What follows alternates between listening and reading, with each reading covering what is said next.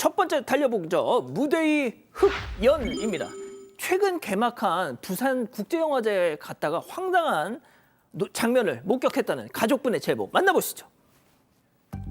자, 세계적 거장 프랑스의 레오 까락스 감독입니다. 갑자기 담배를 입에 물고 불까지 칙 하더니 뭉게뭉게 연초를 피워내는 저 담배 연기. 옆에 있는 배우 류준열 씨한테도 자, 저렇게 또다시 담배를 하다가 테이블 위에다가 담뱃재를 탁탁 털기까지. 자, 일단 레오 카락스 감독, 영화 뽕레프의 연인들 만든 거장이죠. 칸 국제영화제 감독상을 받은 적도 있습니다. 아니 근데 무대 위에서 담배는 좀 같은 애연가 입장에서 한 말씀 양 변호사님 부탁드립니다. 저는 일단 애연가는 아니고요. 저 담배를 피우고 어제 9일 날 제보자분이 부산국제영화제에서 직접 찍으신 겁니다. 그런데 이제 레오 카락스 감독 그 영화 말고도 소년소녀를 만나다라는 영화도 연출을 했고요. 이번에는 이스탄미라는 새로운 영화를 부산국제영화제에서 상영을 했다라고 합니다. 근데 거기서 이제 직접 올라서 무대에서 영화 관련된 얘기를 했고 배우 류준열 씨가 옆에 있었던 건데요. 보신 것처럼 이게 행사 진행 도중에 담배를 갑작스럽게 꺼내서 태우기 시작하신 거예요. 근데 저게 한 번은 아니었고 여러 번 반복이 됐었고 제보자분은 담배 연기 냄새를 맡을 정도였다라고 하는데 저 무대가 야외긴 합니다. 하지만 야외 극장이라고 할지라도 이 행사장 홈페이지에 따르면 저 지역 전체가 금연구역으로 지정이 돼 있는데 제보자분은 그렇게 얘기를 하세요. 이게 분위기를 망칠까 봐 아무도 말리지를 못했다라고 하는데 저도 저분이 고의로 그런 것 같지는 않고 뭔가 문화 차이라든가 이런 것도 있었을 텐데 진행하신 행사 진행자 측에서 아무도 알려주지 않은 것 같습니다. 그래서 좀 안타까운 상황이 벌어진 게 아닌가 싶습니다. 박 변호사님이 저한테 자꾸 눈으로 사인을 주고 계세요. 약간 유준열 씨가 지금 난감해하는데 그런 설명을 했어야 됩니다. 저는 그런 생각이 좀 들거든요. 그럼 영어로 뭐라고? 프랑스어겠죠. 그래도 영어 스탑.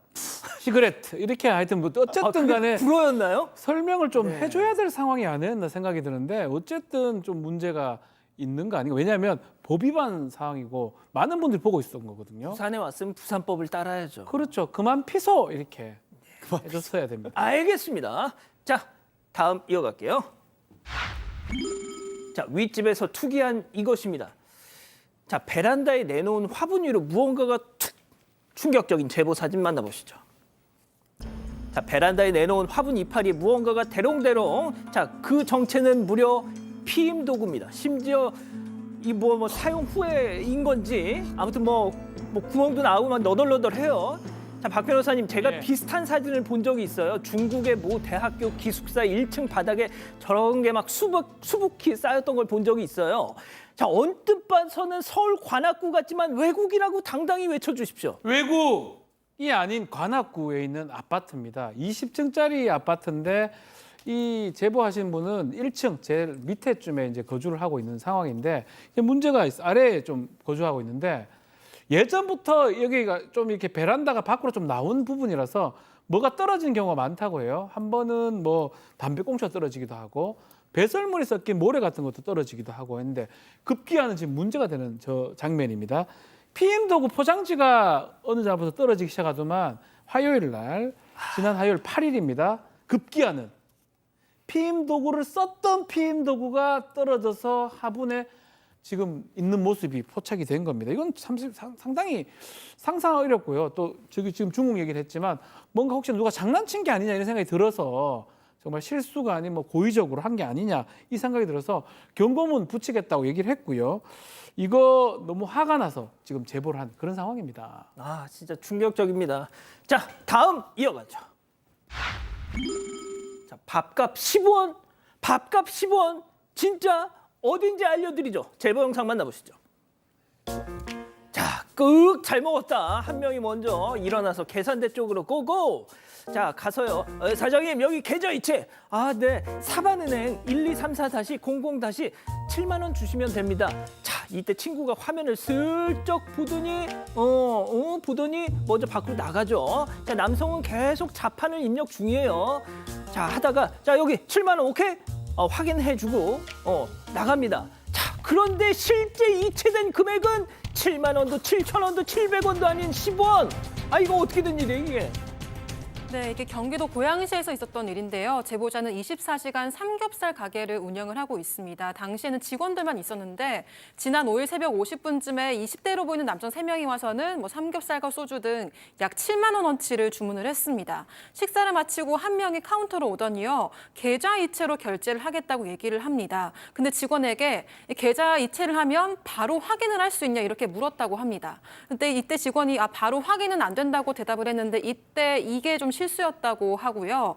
약 2분 정도 휴대전화를 만지더니 7만 원이 정상 입금이 된 화면을 직원에게 보여줬습니다. 그리고 일행과 함께 떠났는데 근데 이제 다음 날에 이 제보자가 아침에 입출금 내역을 확인을 하는데 10원이 들어온 내역이 있는 거예요. 직원에게 연락을 하고 그제서야 남성들이 음식값을 다르게 이체했다는 사실을 알게 됐습니다.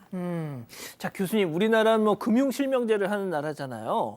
그래서 저 계좌, 저 주인 그냥 금방 찾을 수 있을 것 같은데, 예. 자, 저게 고의일지 실수일지, 예. 근데 저게 이제 7만 원이니까 7천 원 정도면은 실수라고도 할 수가 있겠습니다. 근데 제가 봤을 때는 그거 보여줬잖아요. 그러니까 보여줬을 때는 그 사람이 10원이라고 그랬으면은 문제를 삼았을 텐데 제가 추정컨대는 이 범행 수법이 아마 화면 캡처를 해서 보여준 것은 아닐까 하는 생각이 듭니다. 근데 이제 어쨌건 이 추적을 하면 분명히 실수를 했다라고 얘기를 할 가능성이 큰데 그렇죠. 일단 저는 의도성이 좀 더 있는 것으로 보이고요. 어쨌건 흔적을 남겼기 때문에 아까 말씀하신 대로 금융실명제니까 그 돈을 계좌 이체한 그 계좌의 주인을 우리가 추적을 할 수 있으니까 빨리 와서 저분에게 사과하고 69,990원을 갖다가 내길 바랍니다. 다시 한번 얼마요? 69,990원. 그렇습니다. 좋습니다. 아, 우리 교수님 수학 잘하세요. 자, 다음 이어갑니다. 뉴진스 한이의 결단입니다. 뉴진스 멤버 한이 씨가 얼마 전 라이브 방송에서 소속사에서 우리가 따돌림을 당했다 이렇게 주장한 적 있었죠. 그 장면 잠깐 보고 가시죠. 네, 그래서 어떤 날에 제가 혼자 복도에서 기다리고 있었는데 다른 팀원분들이랑 그쪽 매니저님 한 분이 저를 지나가셨어요. 그래서 저희 서로 잘 인사 나눠드렸고 했는데 그분들이 다시 좀 이따 나오셨을 때 그쪽 매니저님이 무시해라고 하셨거든요. 제 앞에서. 제가 다 들리고 보이는데 무시해라고 하셨어요. 근데 자, 한이 씨는 아시다시피 베트남계 호주 국적입니다. 근데 어젯밤에 나 결심했어. 국회 갈 거야 했대요. 국정감사에 세상에. 자, 좀 얘기하긴 했지만 어떤 일이 좀 있었냐면 같은 소속사의 다른 매니저가 한희 씨한테 무시해 하면서 따돌림을 당했다라고 한희 씨가 주장한 바가 있습니다. 일단 소속사 입장에서는 이거 사실이 아니다라고 얘기를 했고요. 이게 일파만파 커져서 국회에서 환경노동위원회 국정감사 이걸 지금 하고 있는 상황인데 아이돌의 따돌림, 직장 내 괴롭힘 이거 관련해서 한희 씨를 참고인으로 채택을 했어요. 증인은 누구냐면 이 소속사의 대표입니다. 김주영 대표 증인으로 채택됐고 증인은 중요한 사람이면 참고인은 증인의 어떤 참고할 수 있는 내용을 얘기할 수 있는 사람. 참석할까 말까 이 부분이 사실은 참석하면 좋지만 참석하지 않아도 어떻게 큰 문제는 안 되는데 그래 결심해서 한 겁니다. 국정감사 혼자 나가야 돼요. 몇 명 같이 나갈 수는 없는 건데 혼자 나가겠다라고 얘기하면서 나가는 이유를 본인이 밝혔는데요. 한희 씨.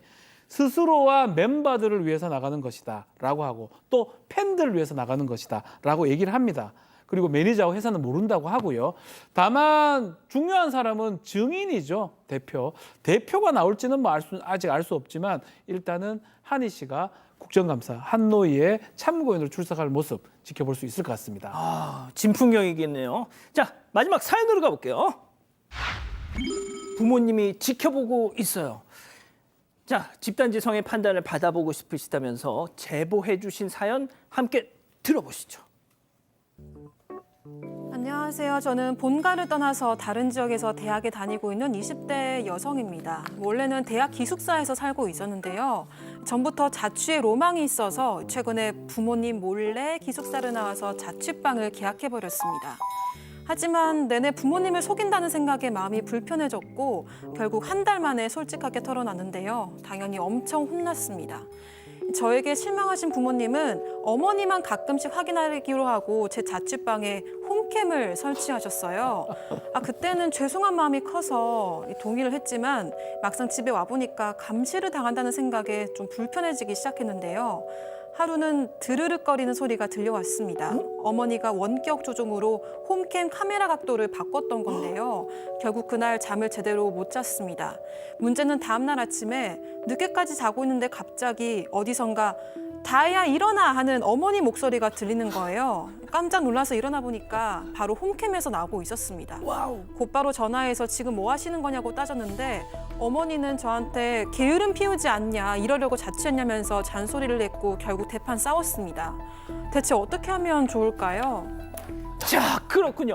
자, 기다리고 기다리셨던 부처 핸즈업 타임 6천여 분의 우리 가족 여러분들 함께하고 계신데요. 채팅창에 OX로 함께 참여해 보시죠. 자, 먼저 사연자 딸입니다.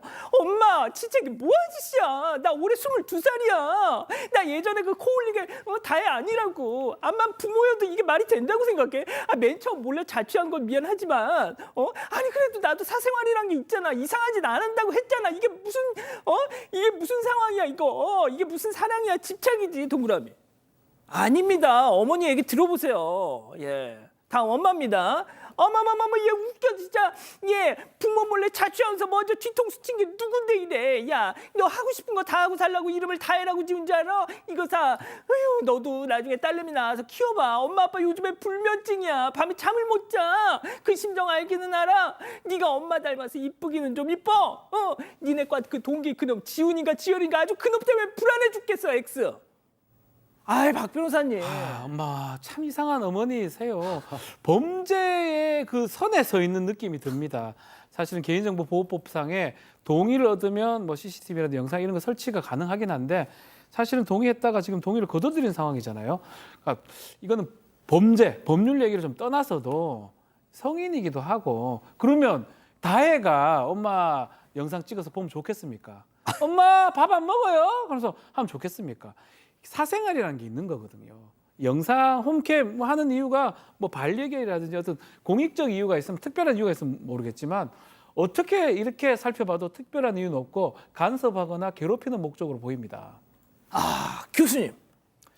일단 이제 제가 봤을 때는 이 딸은 그 뭐 평균 이상의 괜찮은 딸이라고 저는 봅니다. 오. 왜 그러냐면 예. 기숙사에서 본인이 자취방으로 나왔는데 마음이 불편해서 엄마한테 얘기를 했다라고 하는 것은 그나마 가정교육을 잘 받은 그런 딸이라고 생각하는데 거기에서 이제 혼나는 것까지는 좋은데 그 이후부터는 조금 더 멀리 나간 거죠.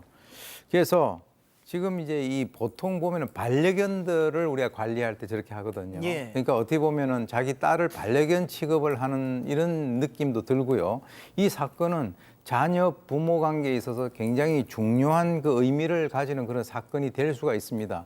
왜냐하면 부모하고 자식하고 서로 불신하고 이제 하는 그런 것이 어떤 시발점이 될 수 있는데 이 어머니가 딸에 대한 어떤 그 걱정이라든가 이건 충분히 이해는 합니다. 그러나 이 자식에 대한 사랑이 너무 지나치면 이게 나중에 부족한 것보다도 못할 수가 있기 때문에 아예 딸이 마음의 문을 닫아버릴 수도 있는 위험성이 있다. 그런 측면에서는 빨리 그것을 걷어들여서 반려견 있는데 설치를 하시는 게 좋을 것 같습니다. 양 변호사님, 따님 키우시지 않습니까? 따님 키우는 부모 마음도 이해해 주셔야죠. 너무 부러운데요, 이 어머니?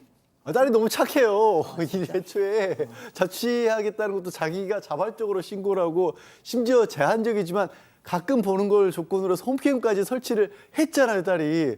아니 이렇게까지 할 수 있는 딸이 어디 있어요? 너무 부러울 정도입니다. 어머님 정말 행복한 줄 아세요. 어디 진짜? 22살이면 정말 사실 그래요. 굳이 이제 변호사니까 얘기를 하자면 법적으로도 친권이라는 거 끝난 지 오래가 됐고요. 저렇게 방해 CCTV 카메라를 설치하는 건 교도소에서도 특별 관리자 아니면 안 됩니다. 안 그렇군요. 됩니다. 아닙니다, 저거는. 예, 어머니 백다희 아나운서. 지금으로도 행복한 줄 예. 아세요, 그냥. 그렇군요. 백다희 아나운서. 저는 이 부모님의 대처 방식을 보니까 왜 이 따님이 거짓말을 하시고 몰래 나왔는지 알 것 같아요. 그래서 이거는 뭘 거짓말을 한 건 잘못한 거지만 그래도 이렇게 홈캠까지 설치하시는 거는 별개의 문제라고 생각을 하고요. 부모님한테 조금 이야기를 하시는 게 좋을 것 같습니다. 가족분들 의견도 볼게요. 나이스한님은 집에 계시면 홈캠에 수건을 좀 덮어놓으세요라고 하셨고요. 안녕님은 플러그 빼세요라고 하셨습니다. 구름빵빵님은 엄마가 불안해하는 마음에 헤아려 주시면서 본인의 의견을 확실하게 말하시면 좋을 것 같아요라고 하셨습니다. 그렇군요.